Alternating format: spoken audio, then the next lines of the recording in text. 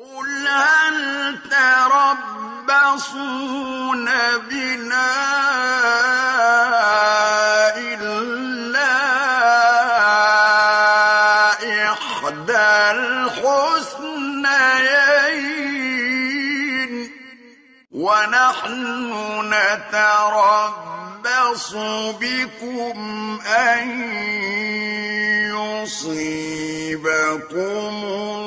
اللَّهُ بِعَذَابٍ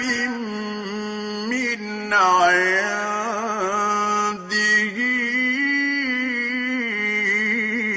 أَوْ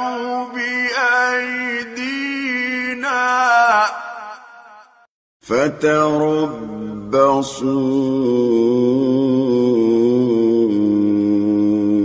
إِنَّا مَعَكُم مُّتَرَبِّصُونَ